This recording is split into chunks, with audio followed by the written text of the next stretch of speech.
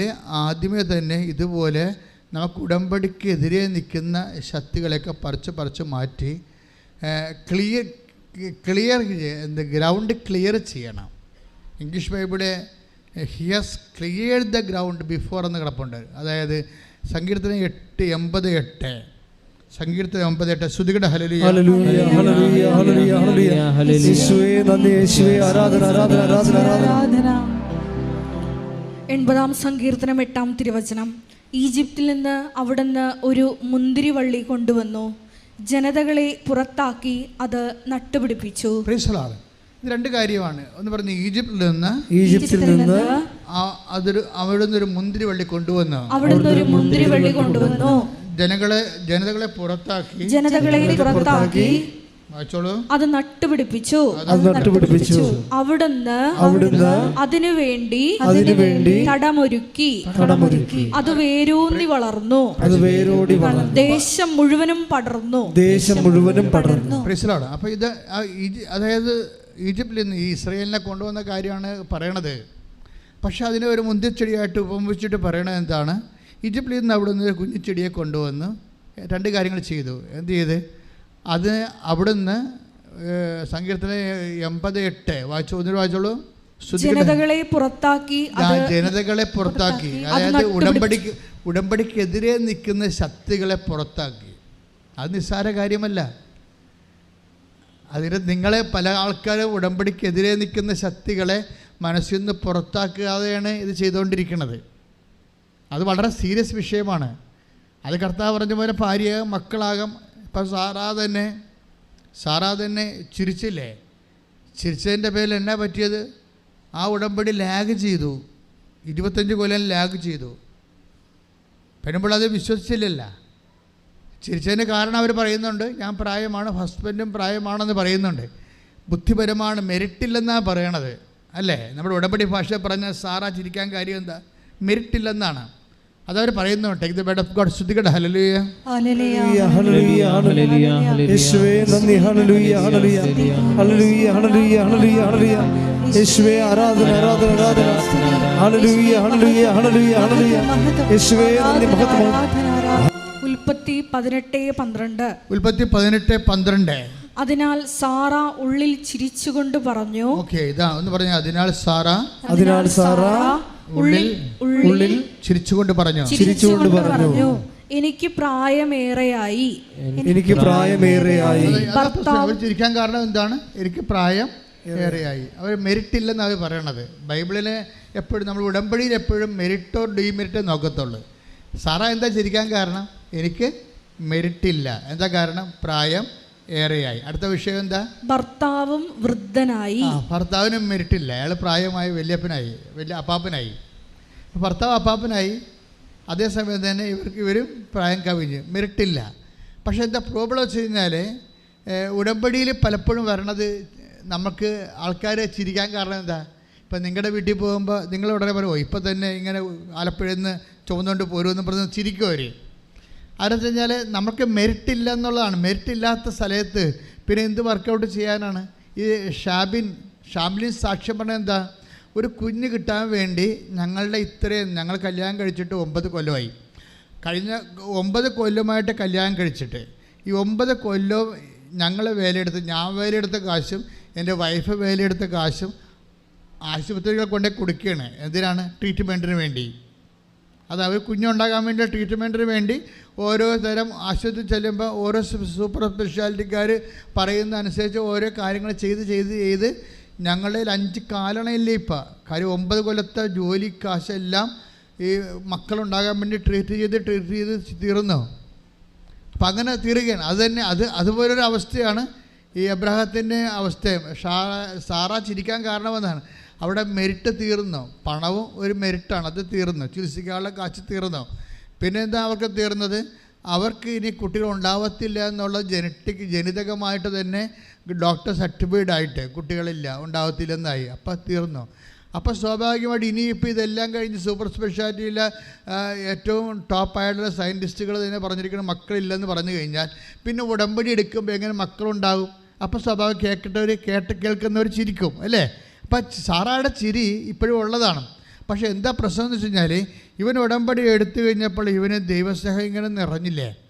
ദൈവസ്നേഹം നിറഞ്ഞിട്ട് ഉടമ്പടിയുടെ ചട്ടങ്ങൾ കൃത്യമായിട്ട് പാലിക്കുകയാണ്.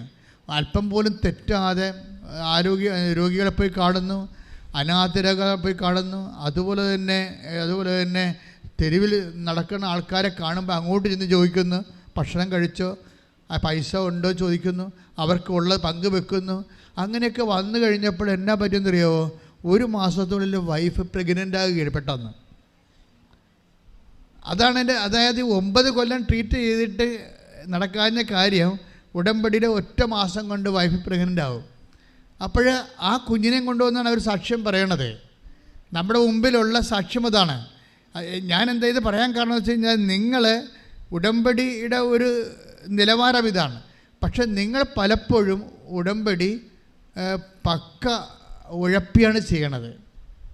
അതാണ് എൻ്റെ ഏറ്റവും വലിയ പ്രശ്നം. ചട്ടം പാലിക്കുന്നില്ല. ഉടമ്പടി എടുത്തു, അത്രയേ ഉള്ളൂ.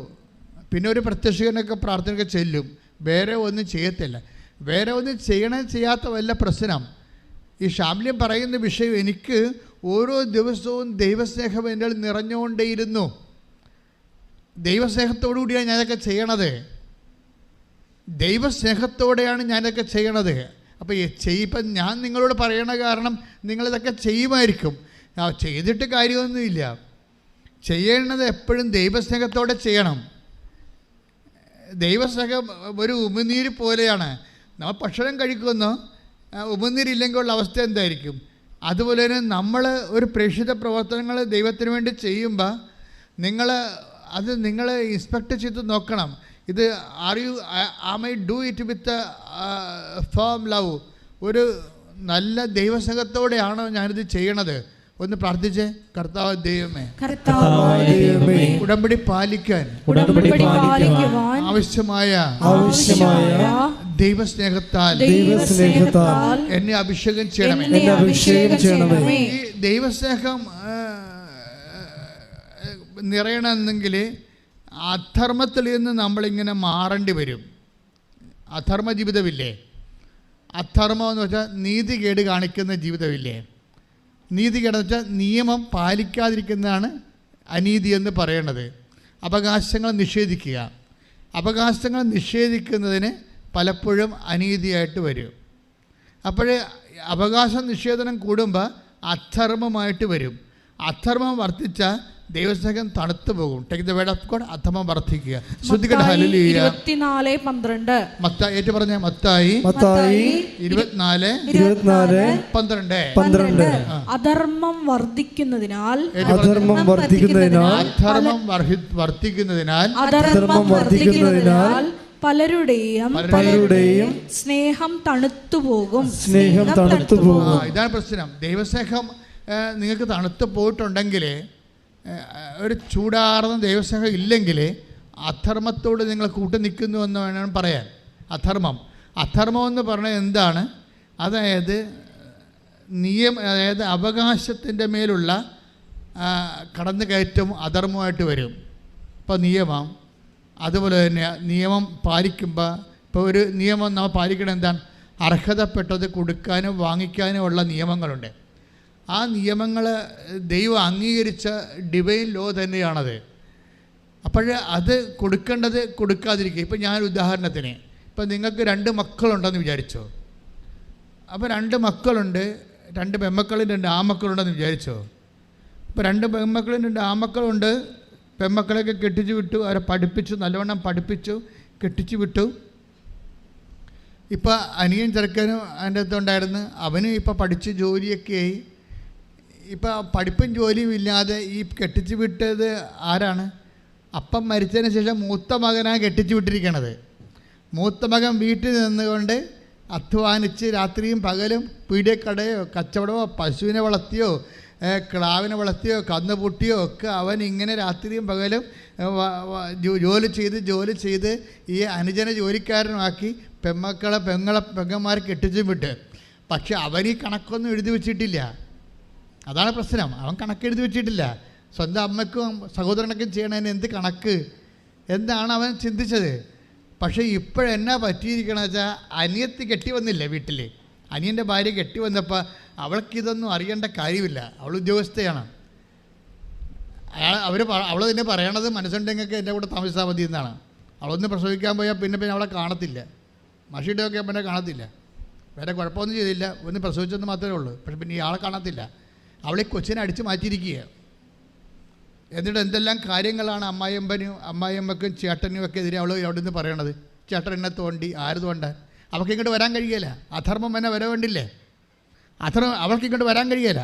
ആ കൊച്ചിനെ അടിച്ച് മാറ്റിയിരിക്കണം. അവൾ പ്രസവിച്ച നാട്ടുകാരുടെ മുമ്പിൽ അവളുടെ തള്ളയും അതുപോലെ ഒരു ഭ്രാന്തിയാണ്. അവളെ ഉദ്ദേശിക്കണ ഇത്രയേ ഉള്ളൂ, മകളെ കെട്ടിച്ചാന്ന് ചോദിക്കുമ്പോൾ കെട്ടിച്ചു. കൊച്ചുണ്ടായി തീർന്നു. എതിരെ കൊച്ചെന്തേ കെട്ടിയാണെന്ത്? എല്ലാം ഈ തള്ളയുടെ കൂടെ നിൽപ്പുണ്ട്. തല വിട്ട് കൊടുക്കത്തില്ല. തല കൊച്ചു നോക്കും. ഇവൾക്കും അത് തന്നെ സുഖമല്ലേ? പ്രധാന വീട്ടിൽ പോയാൽ ജോലി ചെയ്യേണ്ടിയൊക്കെ വരത്തില്ലേ? അവിടെ കാര്യങ്ങളൊക്കെ ചെയ്യേണ്ടി വരികയല്ലേ? ഇവിടെയാണെങ്കിൽ അമ്മയുടെ കൂടെ നിന്ന് അവർ പ്രശ്നമില്ല. അവൾക്ക് ശമ്പളമുണ്ട്, കുഞ്ഞെ വളർത്താനുണ്ട്. ഇപ്പം എന്നാ സംഭവിച്ചിരിക്കണത്? ഇപ്പം കേസും കൊടുത്തിരിക്കുകയാണ് ഭർത്താവിനെതിരെ. പോയി താമസിക്കണേ ഇല്ല, ഒരുമിച്ച് താമസിക്കണേ ഇല്ല. അവനെതിരെ അവകാശത്തെ കൊച്ചിന് വേണ്ടി, അവൾക്കും ചെലവിന് വേണ്ടി. ഇത് അധർമ്മമാണ്. നിങ്ങൾ ഓർക്കരുത്, ഇത് ചിലപ്പോൾ ഈ വിജാതിയരുടെ കോടതിയിൽ ഇതൊക്കെ ചിലപ്പോൾ നിങ്ങൾ ജയിച്ചെന്ന് വരും. പക്ഷേ നിങ്ങൾ തോക്കണ ഒരു അടിപൊളി സ്ഥലം വരുന്നുണ്ട്, കാത്തിരുന്നാൽ മതി. കൃത്യമായിട്ട് പണി പാർസൽ വരും. അവറാച്ച സൂക്ഷിക്കണം. അതായത് ഇത് അധർമ്മമല്ലേ? ഇത് നിങ്ങൾക്കറിയാം, നിങ്ങൾ തരികിട കാണിച്ച് നിൽക്കണമെന്നറിയാം. നിങ്ങൾക്ക് പിന്നെ അവരിങ്ങോട്ട് വന്ന് ഡിസ്റ്റർബ് ചെയ്യാതിരിക്കാൻ വേണ്ടിയാണ് അവനെതിരെ കേസ് കൊടുത്തിരിക്കുന്നത്. അപ്പോൾ അവന് എന്നാ സംഭവിച്ചു? അവൻ്റെ ജീവിതം പോയി, അവൻ്റെ ശമ്പളം പോയി, അവൻ്റെ സമാധാനം പോയി, അവൻ്റെ കുടുംബം പോയി. നിന്നെ ഈ ഒരു പണ്ടാരത്തിനെ കെട്ടിയിട്ടിരിക്കണ കാരണം ഇതിന് വേറെ പെണ്ണവന് കിട്ടുമോ? അതുമില്ല. ജീവിതം ഈ പാവത്തിനെ ചതിക്കുന്ന അമ്മയും മക്കളുടെ എണ്ണം കേരളത്തിൽ കൂടുതലാണ്.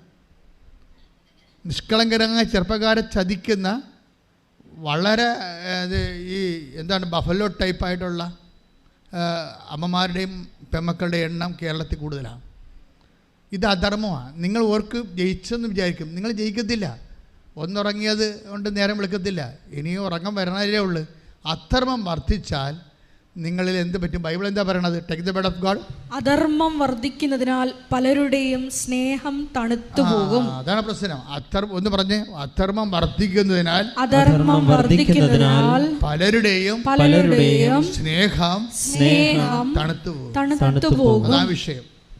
ഇപ്പം അമ്മ ഈ വയസ്സാം കാലത്ത് മകളെ പിടിച്ച് നിർത്തിയിരിക്കുകയാണ്. അവരെ താങ്ങാനും അവിടെ കാര്യം ചെയ്യാൻ വേണ്ടി ഒരു കുടുംബം നശിപ്പിച്ചുകൊണ്ട്. ഞാനൊരു കാര്യം പറയും. ഞാൻ ഇന്ന് കേരളത്തിൽ എൻ്റെ ഒരു കണക്ക്, എൻ്റെ ധാരണയാണ്, ഞാൻ 87-6 തുടങ്ങിയാണ് കൗൺസിലിങ്. ദാറ്റ് മീൻസ് ഓൾമോസ്റ്റ് ഒരു 21 lakhs ആൾക്കാരെ കൗൺസിൽ ചെയ്തിട്ടുണ്ട്. ഞാൻ ഇടയ്ക്ക് പറയാറുണ്ട്, കുടുംബം തകർന്നതിൻ്റെ ഒരു 60% കാര്യം പെണ്ണിൻ്റെ അമ്മമാരാണ്. ഞാനും പറയണത് വെറുതെ പറയണതല്ല. ഞാൻ എൻ്റെ കൈ കൂടിയാണല്ലോ ഈ സാധനം ഈ 37 കൊല്ലം പോകുമ്പോൾ നമുക്ക് അറിയാൻ പറ്റും. അപ്പോൾ എനിക്ക് സങ്കടം വരാറുണ്ട്. ഭയങ്കര കത്തോലിക്കരാണ്, ക്രിസ്ത്യാനിയാണെന്നൊക്കെ പറഞ്ഞിട്ട് കഥയൊന്നുമില്ല.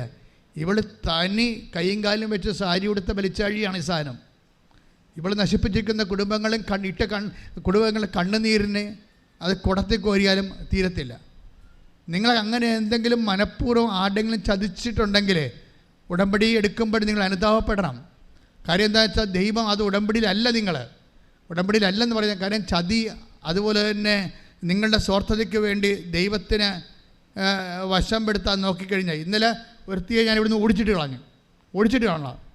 എന്താ കാര്യം വെച്ച് കഴിഞ്ഞാൽ, എന്താ പ്രശ്നം വെച്ചാൽ നിലയം വിളിച്ച് നിൽക്കുകയാണ് അമ്മയും മകളും കൂടി നിലയം വിളിച്ച് നിൽക്കണം. കർണാടകക്കാരത്തിയാണ്, ടഡും ക്രിസ്ത്യാനിയാണ്. അപ്പോൾ ഇവർക്ക് ചീട്ട് കിട്ടിയില്ല. ഇപ്പോൾ ഇവിടെ നിന്ന എൻ്റെ സ്റ്റാൻഡ് ബൈ ആയിട്ട് നിൽക്കുന്ന സഹോദരൻ എൻ്റെ മുമ്പിൽ കരഞ്ഞപ്പോൾ അയാളെ വിശ്വസിച്ച് എന്നെ ഇൻട്രൊഡ്യൂസ് ചെയ്ത്, അച്ഛാ ഇവർ കർണാടകത്തിൽ നിന്ന് വന്നതാണ്, രാവിലെ വന്നതാണ്, ഇവളുടെ ഭർത്താവ് ഇവളെ ഉപേക്ഷിച്ച് ഭയങ്കര കേസൊക്കെയാണെന്നൊക്കെ പറഞ്ഞു. അപ്പം ഞാനിപ്പോൾ ആയാലും ചെറുപ്പക്കാരത്തിയല്ലേ, വേദനിക്കണമെല്ലാം വിചാരിച്ചതിന് വിളിച്ച് ഞാൻ ഇവളുടെ ഭർത്താവിൻ്റെ ഫോട്ടോ എനിക്ക് തന്നു, കല്യാണ ഫോട്ടോ. ഞാൻ അതും കൊണ്ട്, അപ്പം ഞാനാണ് തളർന്ന് നിൽക്കുന്നത്. രാവിലെ നിൽക്കുന്ന ഉച്ച കഴിഞ്ഞ് വന്ന് നിന്നിട്ട് നിൽക്കുകയല്ലേ ഇവിടെ. അപ്പോൾ കാലൊക്കെ നീരിറക്കി ഒരു പരുവമാണ്. അപ്പോൾ എന്നാലും ഞാൻ ഇവരുടെ കല്യാണ ഫോട്ടോയും കൊണ്ട് ഞാൻ അമ്മയടുത്ത് വന്നപ്പോൾ ഈ സൗത്ത് പോളും നോർത്ത് പോളും 2 പോള്, അതായത് ഈ കാന്തം ഒരേ പോളുള്ള കാന്തം വികർഷിക്കണ പോലെ എന്നെ അടിച്ചു മാറുന്ന പോലെ സാധനം തള്ളി മാറ്റി. അപ്പോൾ എനിക്ക് ഡൗട്ട് തോന്നി. കാര്യം അവിടെ കാണിക്കാൻ പറ്റണില്ല. ഞാൻ തിരിച്ചു വന്ന മകളോട് ചോദിച്ചു, എടി നിൻ്റെ കയ്യിലാണോ മിസ്റ്റേക്ക് ആണല്ലോ അമ്മ പറയണമെന്ന് ചോദിച്ചു. നിൻ്റെ കയ്യിലാണല്ലോ മിസ്റ്റേക്ക് എന്നാണല്ലോ അമ്മ പറയണത്. അപ്പോൾ ഉടനെ ഇവർ രണ്ടും പമ്മി. എന്താ പമ്മിയൻ്റെ കാരണം എന്താ? അപ്പോൾ ഞാൻ ഉടനെ കൊച്ചിൻ്റെ അമ്മയോട് ചോദിച്ചു, ഇവളുടെ കയ്യിലാണ് മിസ്റ്റേക്ക് ആണെന്നല്ല അമ്മ പറയണത്. അപ്പോൾ ഞാൻ ലാസ്റ്റ് നിൽക്കണ കാരണം ഞാൻ ചൂടായി നിൽക്കായിരുന്നു. അപ്പോൾ ഞാൻ പറഞ്ഞു, എന്താ കാര്യം, കറക്റ്റ് കാര്യം പറയണമെന്ന് പറഞ്ഞു. അപ്പോൾ പറഞ്ഞു, അച്ഛാ ഇവളുടെ കയ്യിലാണ് മിസ്റ്റേക്ക്. എന്താ കാര്യം? ഇവൾ കല്യാണം കഴിച്ചിട്ട് വേറെ ഒരുത്തൻ ലൈൻ അടിച്ച് അതിൻ്റെ ഇടക്ക്. എന്നിട്ട് ഇവൻ ലൈൻ അടിച്ച് വെച്ച് ഇവനെതിരെ കേസ് കൊടുത്തിരിക്കുകയാണ്. അവന് പെണ്ണുമ്പോഴേ നഷ്ടപ്പെട്ട് ഇപ്പോൾ കേസിലുമായി അവൻ. എന്നിട്ട് ആ കേസ് ജയിക്കാൻ വേണ്ടി ഉടമ്പടി എടുത്തിരിക്കുകയാണ്. അടിപൊളി. എങ്ങനെയുണ്ട് പരിപാടി? ഞാൻ പറഞ്ഞു, വല്ല റോഡിൽ കൂടി പോകണ്ട, വണ്ടി ഇടിക്കാൻ സാധ്യതയുണ്ടെന്ന് പറഞ്ഞു. ഞാൻ വല്ല ഇടവഴി ഉണ്ടെങ്കിൽ കർണാടകയിൽ പോയിക്കൊള്ളാൻ പറഞ്ഞു. എന്ത് ചെയ്യാനാണ്? ഇതാണ് അവസ്ഥ. ദൈവോട് അത് ഉടമ്പടി ആകത്തില്ല. നിങ്ങൾ തിന്മയിലും അധർമ്മത്തിലും ഇരുന്നുകൊണ്ട് ഉടമ്പടി ചെയ്ത ഉടമ്പടി ആകത്തില്ല. അതറിയണമെന്നുണ്ടെങ്കിൽ നിങ്ങൾ take the word of God ഉൽപ്പത്തി 13:14. Take the word of God ഉൽപ്പത്തി 13:14. ശ്രദ്ധിക്കട്ടെ.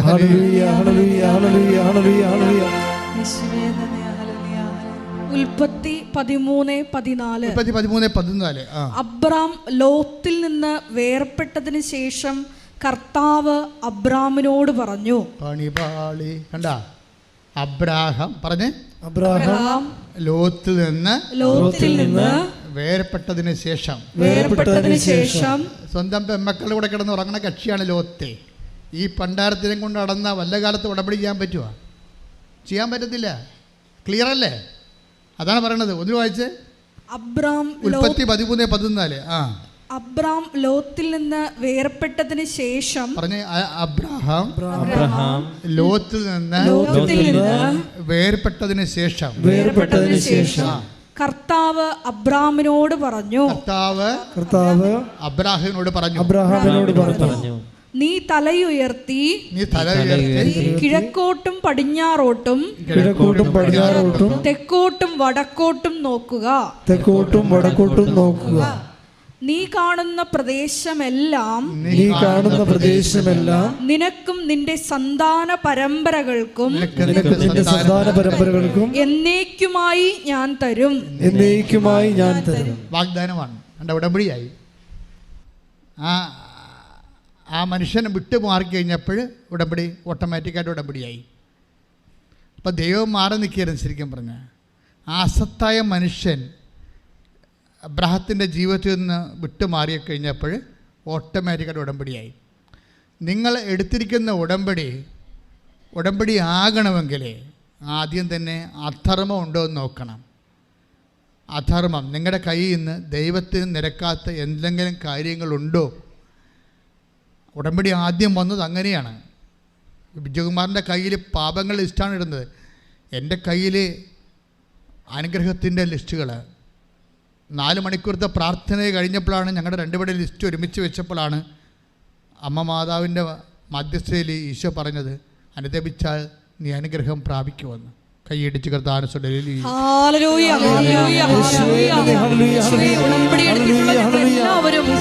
അവൻ പറയുന്നത് ചെയ്യുന്നെങ്കിൽ ജീവിതം ധന്യമായി തീർന്നിടും. ഇത് ദേശബ്രദർ എഴുതിയ ഗാനമാണ്. അങ്ങേര് തന്നെ ട്യൂൺ ചെയ്തതാണ്. സൂപ്പറായിട്ടുണ്ട്. എന്താ അത്? നമ്മുടെ ഉടമ്പടിയുടെ ഒരു ആത്മാവാണ്. കഴിഞ്ഞ ദിവസം ഇവിടെ സെബിൻ എന്നും പറഞ്ഞൊരു മനുഷ്യൻ പൂഞ്ഞാറിൽ നിന്ന് സാക്ഷ്യം പറഞ്ഞു. എനിക്ക് എൻ്റെ ഹൃദയത്തെ സ്പർശിച്ച സാക്ഷ്യമാണ്. സെബിൻ ഒരു ചെറുകിട വ്യവസായിയാണ്.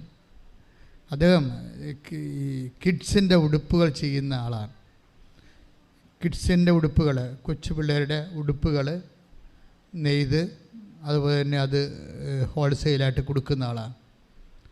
അപ്പോൾ അദ്ദേഹത്തിൻ്റെ ബിസിനസ്സിനൊരു തകർച്ച വന്നു. ബിസിനസ് തകർച്ച വന്നപ്പോൾ അദ്ദേഹം ഉടമ്പടി ചെയ്തതെന്ന് വെച്ചാൽ ഒരു 1.5 ചെയ്ത്താണ് ചെയ്തിരിക്കുന്നത്.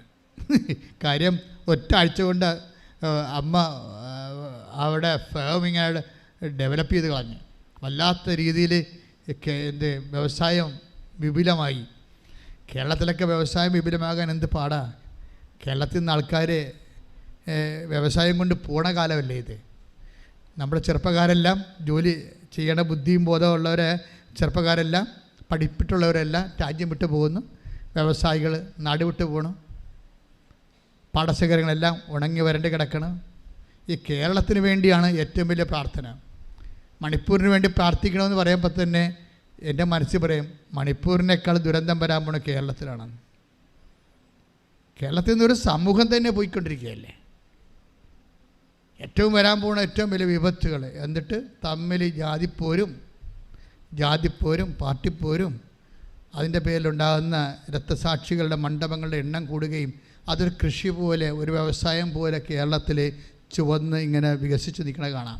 പലതരത്തിലുള്ള കളറല്ലേ. എന്താ പ്രശ്നം വെച്ച് കഴിഞ്ഞാൽ നമ്മളൊരു ഗുരുതരമായ ഒരു സാംസ്കാരിക ഇരുട്ടിലേക്ക് പോയിക്കൊണ്ടിരിക്കുകയാണ്. കാര്യം ആർക്കും ആരെയും രക്ഷിക്കാൻ പറ്റാത്ത രീതിയിൽ വല്ലാത്ത ഒരു അപാചയം, സാമൂഹ്യ അപാചയം, അതിൻ്റെ ദുർഗന്ധത്തിൻ്റെ മണം വ്യക്തമാണ്. കയ്യിൽ നിന്ന് വിട്ടുപോയ അവസ്ഥയാണ്. അതുകൊണ്ട് തന്നെ കേരളത്തെയും മണിപ്പൂരിനെയൊക്കെ സമർപ്പിച്ചുകൊണ്ട് ഒരു നിമിഷം അതിശക്തമായി സ്തുതിക്കട്ടെ. ഹല്ലേലൂയ, ഹല്ലേലൂയ, ഹല്ലേലൂയ, ഹല്ലേലൂയ, ഹല്ലേലൂയ. യേശുവേ നന്ദി, യേശുവേ ആരാധന, ആരാധന, ആരാധന, ഹല്ലേലൂയ, ഹല്ലേലൂയ, ആരാധന, യേശുവേ നന്ദി, ഹല്ലേലൂയ, ഹല്ലേലൂയ, യേശുവേ സ്തുതി, ഹല്ലേലൂയ, ഹല്ലേലൂയ. എന്നേരം ആരാധനയും സ്തുതിയും പുകഴ്ചയും ഉണ്ടായിരിക്കട്ടെ. ആ ഒരു പശ്ചാത്തലത്തിലാണ് ഈ മനുഷ്യൻ്റെ, അതായത് സെബിൻ്റെ ബിസിനസ് ഡെവലപ്പ് ചെയ്ത് വരുന്നത്. സെബിൻ ബിസിനസ് ഡെവലപ്പ് ചെയ്ത് മാതാവിന് നന്ദി പറയാൻ വേണ്ടി ഇവിടെ വരുമ്പോൾ പറയണൊരു കാര്യമുണ്ട്. എങ്ങനെയാണ് ഈ ബിസിനസ് അയാളെ വിജയിപ്പിച്ചത്, എങ്ങനെയാണ് ഈ കിഡ്സ് വെയറിൻ്റെ ചെറുകിട വ്യാപാരവും അയാൾക്ക് എങ്ങനെയാണ് അത് വിജയിപ്പിച്ചത്, എങ്ങനെയാണ് അത് ഉടമ്പടിയെ ആട്രിബ്യൂട്ട് ചെയ്തത്, ആ ഉടമ്പടി അതായത് തകർന്ന് കിടക്കുകയായിരുന്നു, പെട്ടെന്നാണ് ഇത് മാതാവ് പച്ചപിടിപ്പിച്ച് കൊടുത്തത്. അപ്പോൾ എന്താ ചെയ്തതെന്ന് പുള്ളി പറയുന്നുണ്ട്. ഞാൻ ഉടമ്പടി പറയാത്ത പല കാര്യങ്ങളും ചെയ്താൽ രക്ഷപ്പെട്ടെന്ന് പുള്ളി പറയണം. ഉടമ്പടി പറയാത്ത കാര്യം എന്താ? നമ്മൾ വസ്ത്രമില്ലാത്തവർക്ക് വസ്ത്രം കൊടുത്താൽ മതിയെന്ന് നമ്മൾ ഉടമ്പടി പറയുന്നില്ലേ, കൊടുക്കണമെന്ന് പറഞ്ഞില്ലേ. അപ്പോൾ സെബിൻ ചെയ്യണം അതല്ല. സെബിൻ പറയണത് നിങ്ങൾ ശരിക്കും പോകേണ്ടത് ഇതുപോലെയുള്ള ഈ പാലിയേറ്റീവ് കെയറിൽ പോകണം. പാലിയേറ്റീവ് കെയർ, ഞാൻ പല പാലിയേറ്റീവ് കെയറിൽ പോകുന്നുണ്ട് ഉടമ്പടിക്ക് ശേഷം. പാലിയേറ്റീവ് കെയർ എന്ന് പറഞ്ഞാൽ എന്താണ്? ക്യാൻസറൊക്കെ വന്ന് രോഗിയായിട്ട് കുടുംബത്തിൽ നിന്ന് മാറ്റി വേറെ വേദന അറിയാത്ത രീതി കറുപ്പിൻ്റെ ഇഞ്ചക്ഷനൊക്കെ കൊടുത്ത് വേദന അറിയിക്കാതെ ജീവിക്കുന്ന സ്ഥലത്താണ് പാലിയേറ്റീവ് കെയർ. അപ്പം ഞാൻ അവിടെയാണ് പോണത്. ഞാൻ ആ 10-12 പാലിയേറ്റീവ് കെയറിൽ പോകുന്നുണ്ട്. അപ്പോൾ അവർ നമ്മളോട് ചോദിക്കുന്ന ഒരു സംഭവമുണ്ട്. എന്താണെന്നറിയാം? ഡയപ്പർ. ഗവൺമെൻറ് അവർക്ക് കൊടുക്കുന്നു ഡയപ്പർ, പക്ഷേ തികയത്തില്ല. ഡയപ്പറിൻ്റെ ഉപയോഗം അറിയാമല്ലോ, തികയത്തില്ല. അപ്പോൾ അവർ എന്നോട് ചോദിക്കും, സാറേ ഡയപ്പർ കൊണ്ടുവന്നിട്ടുണ്ടെന്ന് ചോദിക്കും. അപ്പം ഞാനിതും ചുവന്നുകൊണ്ടാണ് പോണത്. അതാണ് കാരുണ്യപ്രവൃത്തി ചെയ്യണേ. അല്ല നമ്മുടെ ഇങ്ങനെ 5 ബ്ലൗസ് എടുത്ത് വെച്ചും ഇത് എൻ്റെ അത് പാറ്റ കുറഞ്ഞതുണ്ടാ എന്ന് നോക്കിയിട്ട് നല്ല മാറ്റി വെച്ചിട്ട് മോശം കൊണ്ടേ കൊടുക്കുകയല്ല. എന്നുവെച്ചാൽ ദൈവത്തെ അറിഞ്ഞ് ജോലി ചെയ്യണമെന്ന്. ഉടമ്പടി ഒരു മനുഷ്യൻ്റെ ജീവിതത്തിൽ വരുന്ന മാറ്റം. അതായത് ഈ സ്ഥലങ്ങളിലെല്ലാം ചെല്ലുമ്പോൾ അവിടെ നിന്ന് താമസിച്ച് ജോലി ചെയ്യുന്നവരുണ്ട്, ശുശ്രൂഷ ചെയ്യുന്നവരുണ്ട്. ഞാൻ എപ്പോഴും നിങ്ങൾ പറയും, ഈ മരം അറിയാതെ കുടിയിടണ്ടെന്ന് ഞാൻ പറയത്തുള്ളൂ. ഉടമ്പടി എന്താണെന്ന് അറിയാൻ പാടില്ലാതെ ഇപ്പം ചില പരിചാരികളെ കൊണ്ടുവന്ന് അതിൻ്റെ അകത്ത് കുറേ സാധനമൊക്കെ എഴുതിയിടുകയില്ലേ, ജോലി കിട്ടണം, ഗവൺമെൻറ് വിളിക്കണം, ഓഫർ ലെറ്റർ ഇടുന്നൊക്കെ അവിടെ കുത്തിയിരുന്ന് എഴുതിയിട്ട് കൊണ്ടുവന്ന് നേർച്ചപ്പെട്ടി ഇടും. എന്താ നിങ്ങളോട് പറയാനുള്ളതെന്ന് എനിക്കറിയത്തില്ല. നിങ്ങളാണെങ്കിൽ ഒരു കാര്യം, ഫ്രോഡെന്ന് വെച്ചാൽ ഫ്രോഡിന് കൈയും കാലും വെച്ച് അങ്ങനെ ഇരിക്കുക. എന്ന് വെച്ച് കഴിഞ്ഞാൽ ഇതല്ലല്ലോ സംഭവം ഉടമ്പടി എന്ന് പറയണത്. ഉടമ്പടി എന്ന് പറയുന്നത് എന്താണ്? അവൻ പറയണ പോലെ ചെയ്യുകയല്ലേ. ചെയ്യുമ്പോൾ അവൻ തന്നെയാണ് പ്രാധാന്യം. അവൻ പറയുന്നതിനേക്കാൾ ഇരട്ടി ചെയ്യണമെന്നാണ് അവൻ്റെ മനസ്സിലിരിക്കുന്നത്. അതുകൊണ്ട് നിങ്ങളോട് 1 മൈൽ പോകാൻ പറഞ്ഞാൽ നിങ്ങൾ 2 മൈൽ പോകാൻ പറയും. അങ്ങനെ ആ വചനം അറിയാവുന്നവരാണ് ഇരട്ടി ചെയ്യണത്. ഇരട്ടി ചെയ്ത് കഴിയുമ്പോൾ നിങ്ങളിൽ ദൈവസ്നേഹം അഭിഷേകമാകും. ദൈവസ്നേഹം അഭിഷേകമായി കഴിയുമ്പോൾ ഈ ഷാംലിൻ പറയുന്ന ഒരു സാക്ഷ്യമുണ്ട്. ഷാംലിൻ പറയണത്, എനിക്ക് അവസാനം ആരും എന്നോട് ഒന്നും പറഞ്ഞു തരേണ്ട ഒരു കാര്യമില്ല. ഞാൻ എഴുന്നേൽക്കുമ്പോൾ തന്നെ പ്രത്യക്ഷീകരണ പ്രാർത്ഥന എൻ്റെ മനസ്സിലിങ്ങനെ ഓട്ടോമാറ്റിക്കായിട്ട് റെക്കോർഡ് ഓൺ ചെയ്തുകൊണ്ടിരിക്കും. ഇത് പ്രാർത്ഥിക്കുകയും എനിക്ക് കിട്ടുന്ന സമയത്തൊക്കെ അത് പ്രാർത്ഥന എൻ്റെ മനസ്സിൽ ദൈവം തരും. അപ്പോൾ പ്രാർത്ഥിക്കേണ്ട ഒരു ആവശ്യം വന്നാൽ അപ്പം തന്നെ പ്രത്യക്ഷീകരണ പ്രാർത്ഥന ഓട്ടോമാറ്റിക്കായിട്ട് വരും. അതെന്നുവെച്ചാൽ എനിക്ക് എന്താണെന്ന് അറിയത്തില്ല, വല്ലാത്ത ഒരു ഉന്മാദവും അഭിഷേകവും ഇങ്ങനെ പല പല ഘട്ടങ്ങളിൽ. അതായത് നല്ല ഉടമ്പടിയുടെ ലക്ഷ്യം ദൈവസ്നേഹമാണേ. ദൈവസ്നേഹം അങ്ങോട്ട് നിറഞ്ഞു പോയാൽ, സത്യസന്ധമായിട്ടാണ് നിങ്ങൾ ദൈവത്തിന് വേണ്ടി സാക്ഷിയാകണമെന്ന് ദൈവത്തിന് തോന്നിയാൽ ദൈവം നിങ്ങളെ സമർത്ഥമായി അനുഗ്രഹിക്കും. അപ്പോഴും നിങ്ങൾക്ക് ദൈവസ്നേഹം നിറയും. അപ്പോൾ ഇതെല്ലാം ലൈറ്റ് വെയിറ്റായി. ഞാൻ നിങ്ങളോട് പറഞ്ഞിട്ടുണ്ട്, ഭാരച്ചുരുക്കം എന്ന് പറയുന്നത് എങ്ങനെ വരണതാണെന്ന്. ഉടമ്പടിയിലെ മെയിൻ ആൽബങ്ങൾ ഒന്നാണ് ഭാരച്ചുരുക്കം. ഭാരലഘുത്വം, സമയച്ചുരുക്കം, ഭാരലഘുത്വം. വലിയ ഭാരമുള്ള വിഷയം നമുക്ക് ഫീൽ ചെയ്യാതിരിക്കാം. നമുക്കത് ഫീൽ ചെയ്യത്തില്ല, വലിയ സംഭവമാണ്, പക്ഷേ നമുക്കത് ഫീൽ ചെയ്യാതെ നമ്മളെ ദൈവം കൊണ്ടുപോകും. അപ്പോൾ അത് ഒരു അഭിഷേകമാണ്. അപ്പോൾ ഉടമ്പടിയിൽ ദൈവസ്നേഹം നിറഞ്ഞ അനുസരിച്ച് കൊണ്ട് അഭിഷേകം കൂടിയാൽ നമ്മൾക്ക് കുരിശ്, അതുപോലെ തന്നെ വേദനയുടെ അവസ്ഥകളെ ദൈവം അറിയിക്കാതെ കൊണ്ടുപോകും. അതാണ് അഗ്നിയിലൂടെ നടക്കും, അഗ്നി നിന്നെ വിഴുങ്ങത്തില്ല എന്നൊക്കെ ഐസയ്യാ 43:2 പറയണത്. ആ അഭിഷേകത്തിൻ്റെ ഒരു നിലവാരത്തിലാണ് അത് സംസാരിക്കണ വചനം. പ്രാർത്ഥിക്കുക, കർത്താവ് ദൈവമേ, ഉടമ്പടിയുടെ സത്യാവസ്ഥ മനസ്സിലാക്കാൻ, ദൈവസ്നേഹത്തിൽ തന്നെ അഭിഷേകം പ്രാപിക്കാൻ, സുവിശേഷത്തിന്റെ സാക്ഷിയായി ജീവിക്കുവാൻ ഞങ്ങളെ അഭിഷേകം ചെയ്യണമേ. ശ്രുതികട ഹല്ലേലൂയ, ഹല്ലേലൂയ, ഹല്ലേലൂയ, ഹല്ലേലൂയ, എല്ലാവരും ദൈവസ്നേഹത്തോടെ പ്രവർത്തനങ്ങൾ ചെയ്യുവാൻ, കാരുണ്യ പ്രവർത്തികൾ ചെയ്യുവാൻ, അധികമായി ചെയ്യുവാൻ ഞങ്ങൾ ഈ ആരാധനയിലൂടെ അഭിഷേകം ചെയ്യണമേ. എൻ്റെ നിലവാരം ഒന്ന് ചെക്ക് ചെയ്യണം, നല്ലതാ. എല്ലാവർക്കും വിശ്വാസമുണ്ടേ. അല്ല പിന്നെ വയനാട് നിന്നൊക്കെ ആൾക്കാർ വന്ന് ഉടമ്പെടുക്കുക, വളരെ പാവപ്പെട്ടവർ. വിശ്വാസമുണ്ട്. വിശ്വാസത്തിൻ്റെ എക്സ്പ്രഷൻസാണ് അതുപോലെ പ്രധാനപ്പെട്ടത്. എല്ലാവർക്കും ദൈവസ്നേഹമുണ്ട്. ദൈവസ്നേഹത്തിൻ്റെ എക്സ്പ്രഷൻസാണ് അതുപോലെ പ്രധാനപ്പെട്ടത്. ഇപ്പോൾ കഴിഞ്ഞ ഗ്രേസി ഡേവിസിൻ്റെ സാക്ഷ്യം കഴിഞ്ഞ ആഴ്ച ഞാൻ പറഞ്ഞിരുന്നു. അവരുടെ വേറൊരു സാക്ഷ്യമുണ്ട്. അവരുടെ സാക്ഷ്യം വെച്ചാൽ അവരങ്ങനെ ഇവിടെ അമ്മയുടെ മുമ്പിൽ വന്ന് ഇരിക്കുകയാണ് ഈ ധ്യാനം കൂടാൻ വേണ്ടി. ധ്യാനം കൂടുന്ന കാര്യം കഴിഞ്ഞപ്പോൾ ഞാൻ നിങ്ങളോട് എന്ത് പറഞ്ഞാലുമേ ചില ആൾക്കാർ അത് സീരിയസ് ആയിട്ട്, ഭയങ്കര അൾട്രാ സീരിയസ് ആയിട്ട് എടുക്കും. ചില ആൾക്കാർ അച്ഛൻ അങ്ങനെ പറഞ്ഞാലോ ധ്യാനത്തിൻ്റെ കൂടെ ഉള്ളതായിരിക്കും, അത് അവരത്ര സീരിയസ് എടുക്കില്ല. ഗ്രേസ് ഡേവിഡിനോട് ഇപ്പം ഞാൻ ആ രോഗശാന്തി പ്രാർത്ഥന കഴിഞ്ഞപ്പോൾ ഞാൻ പറഞ്ഞു, നിങ്ങളെല്ലാവരും മുട്ടയിൽ നിൽക്കാൻ പറഞ്ഞു. അവർ മുട്ടയെന്ന്. അപ്പോൾ ഞാൻ പറഞ്ഞു, എനിക്ക് പരിശുദ്ധാത്മാവ് നൽകിയതൊക്കെ ഞാൻ നിങ്ങൾക്ക് വേണ്ടി പ്രാർത്ഥിച്ചിട്ടുണ്ട്. ഇനി ഞാൻ നിങ്ങളുടെ ഇടയ്ക്ക് നിങ്ങളുടെ വിഷയം എന്തെങ്കിലും വിട്ടുപോയിട്ടുണ്ടെങ്കിൽ നിങ്ങൾക്കത് ഇപ്പോൾ പ്രാർത്ഥിക്കാം. ഞാൻ നിങ്ങൾക്ക് വേണ്ടി മധ്യസ്ഥം നയിക്കുന്നു, അമ്മ നിങ്ങളെ സഹായിക്കും. അപ്പോഴാണ് ഗ്രേസി ഡേവിഡ് ഓർത്തത്, ഒരു കുപ്പി വെള്ളവും കൊണ്ട് വന്നായിരുന്നു. കാര്യം അത് ഈ ബാഗിൽ വെച്ചുകൊണ്ട് ഇവിടെ ഇരിക്കരുത്, ബാഗിൽ വെച്ചുകൊണ്ട്.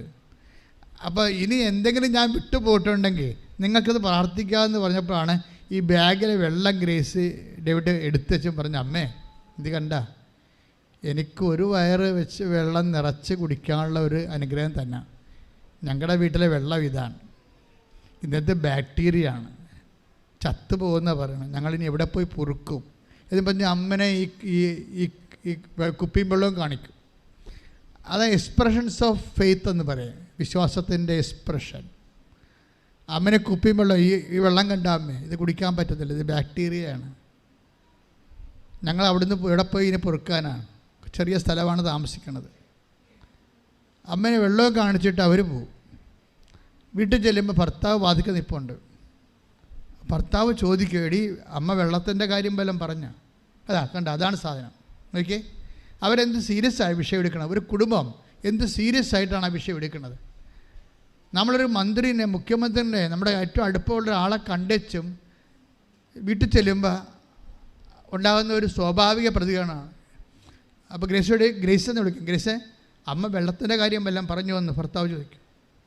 അപ്പോൾ ഗ്രേസ് പറയും, അമ്മ ഞാനെല്ലാം അമ്മയോട് പറഞ്ഞിട്ടുണ്ട്, അമ്മ നമുക്ക് നല്ലതേ വരത്തത്തുള്ളൂ. കാര്യം റിട്ടേൺ ഒന്നും പറഞ്ഞില്ലായിരുന്നല്ലോ. അപ്പോൾ പിന്നെ അവർക്ക് വേറെ മറുപടി പറയാം, തിരിച്ചൊന്നും പറഞ്ഞില്ലല്ലോ, കാണിക്ക് മാത്രമല്ലേ ചെയ്തുള്ളൂ. ഞാനെല്ലാം അമ്മയോട് പറഞ്ഞിട്ടുണ്ട്. അവർക്ക് ദീർഘനിശ്വാസത്തോടെയാണ് പറയുന്നത്, ഞാനെല്ലാം അമ്മയോട് പറഞ്ഞിട്ടുണ്ട്, അമ്മ എല്ലാം ചെയ്യും എന്ന് പറഞ്ഞ് അവരകത്തോട്ട് കയറിപ്പോയി. പിറ്റേ ദിവസം അവർ ജോലി കഴിഞ്ഞ് അവരൊറ്റക്കായപ്പോൾ ജപമാലയും എടുത്തുകൊണ്ട് അവർ മുറ്റത്തോട്ടിറങ്ങും. മുറ്റത്തോട്ടിറങ്ങി ജപമാല ചൊല്ലിക്കൊണ്ടിരിക്കുമ്പോൾ ചോദിക്കും, ഗ്രേസേ കിണർ കുത്തണ്ടെന്ന് ചോദിക്കും. അപ്പം ഗ്രേസ് നോക്കിയിട്ട് ആളെ കാണാനില്ല. അപ്പം അവർക്ക് ഗ്രേസിനെ മനസ്സിലാവും അമ്മയാണെന്നുള്ളത് പരിശുദ്ധാത്മാവ് വെളിപാട് കൊടുക്കും. അപ്പോൾ പിന്നെയും ഗ്രേസിനോട് പറയും, നീ കിണർ കുത്തണമെങ്കിൽ ഇവിടെ കുത്താൻ പറയും. സ്വരമാണത്. ഉടനെ പറയും, അമ്മ ഇത് മുറ്റമാണല്ല, സൈഡിലെ മുറ്റം, അവിടെ ഞങ്ങൾ ടൈൽസ് ഇട്ടിരിക്കുകയാണ്, നീ അത് പറിച്ച് മാറ്റിയിട്ട് അവിടെ കിണർ കുത്താൻ പറയും. അപ്പോൾ ജോമാർ തീരുമ്പോൾ ഹസ്ബൻഡ് ഒരു പറയും, അമ്മ വന്നിട്ടുണ്ടായിരുന്നു പറയും. അവരുടെ ആ എക്സ്പ്രഷൻസ് കണ്ടില്ലേ, അമ്മ വന്നിട്ടുണ്ടായിരുന്നു, ഇവിടെ കിണർ കുത്താൻ പറഞ്ഞതെന്ന് പറയും. അപ്പോൾ ഈ ഹസ്ബൻഡ് ചിരിക്കത്തില്ല. അതാണ് പ്രശ്നം, അവർ ചിരിക്കത്തില്ല. ചിരിക്കാതെ അപ്പം തന്നെ കൈക്കോട്ട് എടുത്തിട്ട് ഇതെല്ലാം മാറ്റിയിട്ട് അവർ കിണർ കുത്താൻ തുടങ്ങും. കുത്താൻ തുടങ്ങിയിട്ട് ഗ്രേസ് പറയണത്, ഒരു 5-10 മിനിറ്റ് കഴിഞ്ഞപ്പോൾ തന്നെ സമുദ്രം പോലെ വെള്ളം വന്നു.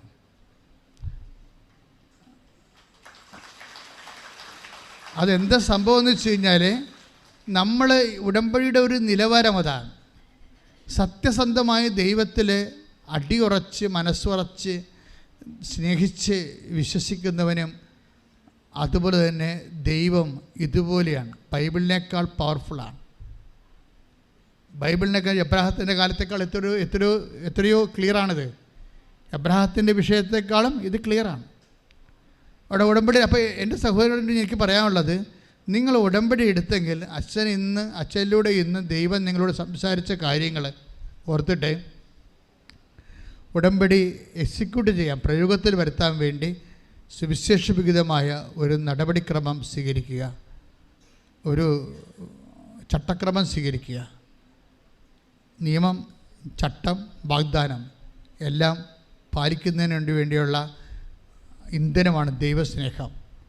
ആ ദൈവസ്നേഹം നിങ്ങൾ നിറയുകയും അധർമ്മം കുറയുകയും വിശുദ്ധീകരിക്കപ്പെടുകയും കർത്താവിൻ്റെ സുവിശേഷത്തിൻ്റെ വലിയ സാക്ഷിയായി ദൈവം നിങ്ങളുടെ കൂടെ ജീവിക്കുന്നതും കുടുംബത്തിൽ ജീവിക്കുന്നതും സ്വരമായും സുഗന്ധമായും നിങ്ങൾക്ക് അനുഭവിക്കാൻ ദൈവം ഇടവരുത്തട്ടെ എന്ന് പ്രാർത്ഥിച്ചുകൊണ്ട് ശ്രദ്ധിക്കട്ടെ.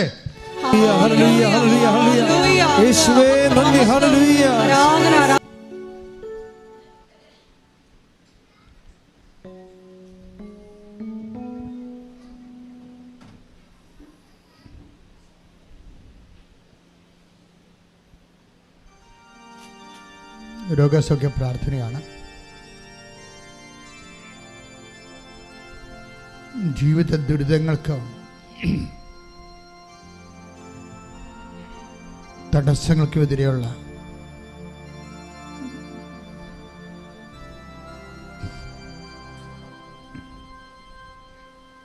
ദൈവിക ശക്തിയുടെ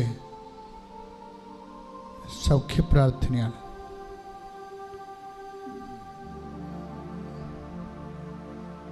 അച്ഛൻ പ്രാർത്ഥിച്ചുകൊണ്ടിരിക്കുമ്പോൾ നിങ്ങൾ സ്തുതിക്കുകയോ, വിശ്വാസപ്രമാണം അറിയാവുന്നവർ വിശ്വാസപ്രമാണം ചെല്ലുകയോ ചെയ്തുകൊണ്ട് നിങ്ങളുടെ വിശ്വാസത്തെ പ്രകടിപ്പിക്കുക. കർത്താവേ, നിൻ്റെ ഉന്നതമായ നാമത്തിന് സ്വസ്ഥം ചെയ്യുന്നു. കർത്താവേ, നിൻ്റെ വിശുദ്ധ പൗരോഹിത്യത്തെ മഹത്വപ്പെടുത്തണമേ. കർത്താവേ, സഭയിലുള്ള സാന്നിധ്യം പ്രകടമാക്കണമേ.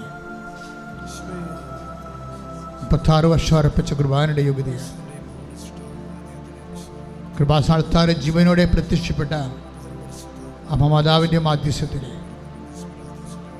ഈ അൾത്താരയിൽ നടന്ന 10,000-കണക്കിന് ആരാധനയുടെ ശക്തിയാൽ ഇപ്പോൾ പ്രാർത്ഥിച്ചുകൊണ്ടിരിക്കുന്നവരുമേ, ഇത് ഓൺലൈനായി എപ്പോഴെല്ലാം ആരെല്ലാം എവിടെയെല്ലാം വെച്ച് പ്രാർത്ഥിക്കുന്നുവോ അവിടെയെല്ലാം ജീവിതത്തിൽ ശരീരത്തിൽ ഉണ്ടാകുന്ന ദൈവികമായ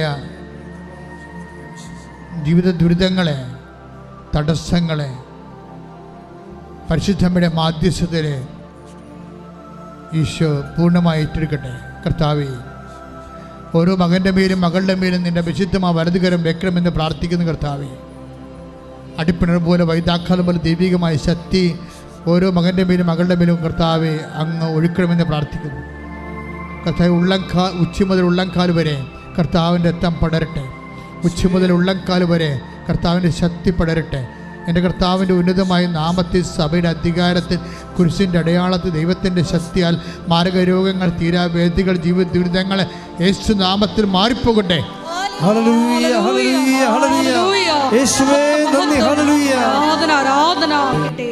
മുതുകിൽ ശൗ പോലെ മുഴകളെ കാണിക്കുന്നവരെ ഈശോ കാണിക്കുന്നുണ്ട്. അതുപോലെ തന്നെ ആന്തരികമായ അവയവങ്ങൾ ശിഷ്ടമുള്ളവരെ, വാൽവ് ചുരുങ്ങിപ്പോയവരെ, വാൽവ് വികസിക്കുന്നവരെ, കിഡ്നി ചുരുങ്ങിപ്പോയവരെ, കിഡ്നി വികസിക്കുന്നവരെയും പതിരെ വികസിക്കുന്നവരെയും, ശ്വാസകോശങ്ങൾ ഒതുങ്ങിപ്പോയവരെയും, അതുപോലെ തന്നെ അന്നനാളങ്ങൾ ചുങ്ങിപ്പോയവരെയും കർത്താവ് നിൻ്റെ വിശുദ്ധമായ വലതുകരത്താൽ ഇപ്പോൾ സ്പർശിക്കണമെന്ന് പ്രാർത്ഥിക്കുന്നു. എൻ്റെ കർത്താവിൻ്റെ ഉന്നതമായ നാമത്തിൽ, സഭയുടെ അധികാരത്തിൽ, കുരിശടയാളത്തിൽ മാർഗരോഗങ്ങൾ യേശുനാമത്തിൽ സൗഖ്യമാകട്ടെ എന്ന് കൽപ്പിക്കുന്നു. ത്വക്ക് രോഗികൾക്കും ക്യാൻസർ രോഗികൾക്കും വേണ്ടി പ്രാർത്ഥിക്കാം. മുട്ടി പിടിക്കുന്നവർക്ക് വേണ്ടി പ്രാർത്ഥിക്കാം. കണ്ണ് കാഴ്ച പോകുന്നവർക്ക് വേണ്ടി പ്രാർത്ഥിക്കാം. ചെവി കേൾക്കാത്തവർക്ക് വേണ്ടി പ്രാർത്ഥിക്കാം. തൈറോയ്ഡ് രോഗികൾക്ക് വേണ്ടി പ്രാർത്ഥിക്കാം. ഹൃദയ രോഗികൾക്ക് വേണ്ടി പ്രാർത്ഥിക്കാം. വാതരോഗികൾക്ക് വേണ്ടി പ്രാർത്ഥിക്കാം. ശക്തമായി സ്തുതിക്കട്ടെ. കർത്താവേ, നിന്റെ ഉന്നതമായി നാമത്തിന് സ്വന്തം ചെയ്ത് കർത്താവേ, നിന്റെ വിശുദ്ധ പൗരോഹിത്യം മഹത്വപ്പെടുന്ന കർത്താവേ, സഭയിലുള്ള സാന്നിധ്യം പ്രകടമാക്കണമെന്ന കർത്താവേ, യേശുക്രിസ്തുവിൻ്റെ വിശുദ്ധ രക്തം, യേശുക്രിസ്തു വിശുദ്ധ രക്തം ഉച്ചമുതൽ ഉള്ളംകാല് വരെ ശരീരം ആസ്തകരം പൊതിയട്ടെ. മാർഗരോഗങ്ങൾ, തീരാവേദികൾ, ത്വക്ക് രോഗങ്ങൾ യേശുക്രിസ്തു നാമത്തിൽ, അസ്ഥിരോഗങ്ങൾ, അസ്ഥി ഉരുക്കങ്ങൾ, രക്തസ്രാവങ്ങൾ, മറ്റു തരത്തിലുള്ള സ്രാവരോഗങ്ങൾ യേശുവിന്റെ നാമത്തിൽ മാറിപ്പോകട്ടെ. ശുദ്ധിക്കട്ടെ.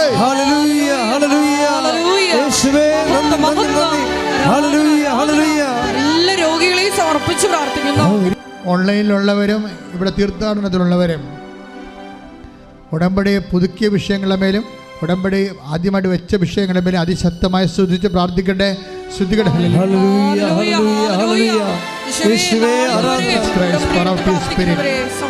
Touch with the fire finger, soak with the precious blood, through the Catholic Church, with the power of Jesus Christ, with the merit of the Holy Priesthood, I command you in the name of Jesus Christ to be healed. കർത്താവേ, ജോലിയില്ലാത്തവർ, സാമ്പത്തിക തകർച്ച വന്നവർ, case അകപ്പെട്ടിരിക്കുന്നവർ, സ്വാഗതം നടക്കാത്തവർ, കർത്താവ് സ്ഥലമില്ലാത്തവർ, വീടില്ലാത്തവർ, വാടക താമസിക്കുന്നവർ, വഴിയില്ലാത്തവർ, കുടുംബത്തിൽ കലഹങ്ങളുള്ളവർ, മാരകരോഗികൾ, മനോരോഗികൾ കർത്താവിൻ്റെ നാമത്തിൽ ഏറ്റെടുക്കട്ടെ. കർത്താവ് വിവിധ വിദേശങ്ങളിൽ അകപ്പെട്ടുപോയവർ, പോകാൻ പോകുന്ന രോഗികൾ, പോകാൻ പോകുന്ന മനുഷ്യർ, തിരിച്ചു വരാൻ നിവൃത്തിയില്ലാതെ ഇരിക്കുന്നവർ, വിസ കിട്ടാത്തവർ, ഓഫർ ഇട്ടവർ വിസ കിട്ടാത്തവർ, ജോലിക്ക് ഇടം കിട്ടാത്തവർ, താമസിക്കാൻ ഇടം കിട്ടാത്തവർ, ഭക്ഷണത്തിന് മാർഗമില്ലാത്തവർ, ശമ്പളം കുരുങ്ങിപ്പോയവർ, വിവാഹം ഒത്തുവരാത്തവർ, കർത്താവ് കേസ് അകപ്പെട്ടവർ, ഭാര്യാഭർത്താക്കന്മാരെ കേസ് അകപ്പെട്ടിരിക്കുന്നവർ, എല്ലാ മേഖലകളും മക്കളില്ലാത്തവർ, എല്ലാ യേശുവിന്റെ ഉന്നതമായ നാമത്തിൽ, സഭയുടെ അധികാരത്തിൽ, കുരിശിന്റെ അടയാളത്തിൽ, ജീവിത ദുരിതങ്ങൾ, തടസ്സങ്ങൾ യേശുക്രിസ്തു നാമത്തിൽ ബന്ധിക്കപ്പെടട്ടെ. ശ്രദ്ധിക്കട്ടെ.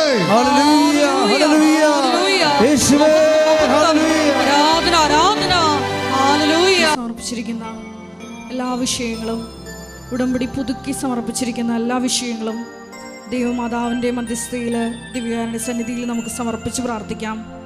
ഒപ്പം തന്നെ ഇപ്പം നമ്മൾ നൊമ്പരപ്പെടുത്തുന്ന വിഷയങ്ങളെയും സമാനമായ വിഷമതകളിലൂടെ കടന്നു പോകുന്ന സഹോദരങ്ങളെയും സമർപ്പിച്ച് പ്രാർത്ഥിക്കാം. അമ്മയുടെ പ്രതിഷീരണത്തിൻ്റെ സാക്ഷികളായി ഞങ്ങളെയും ഞങ്ങളുടെ കുടുംബത്തെയും ഉയർത്തണമേ എന്ന് പ്രാർത്ഥിച്ചുകൊണ്ട്, ശിരസ് നമിച്ചുകൊണ്ട് നമുക്ക് ദിവ്യകാരുണ്യനാഥൻ്റെ ആശീർവാദം സ്വീകരിക്കാം.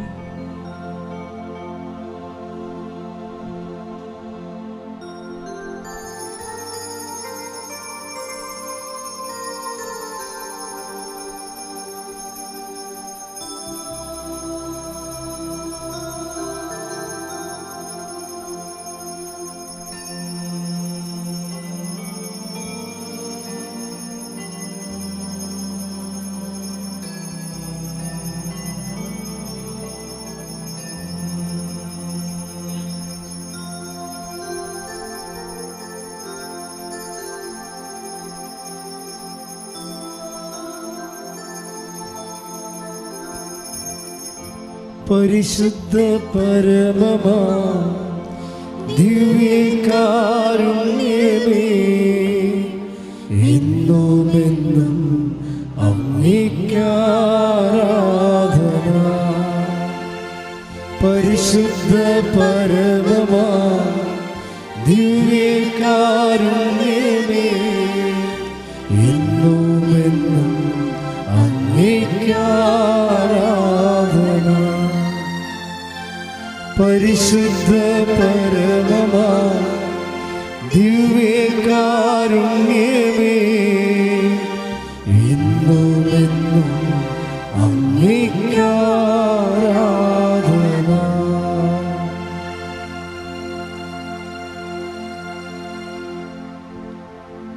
ആവേ ആവേ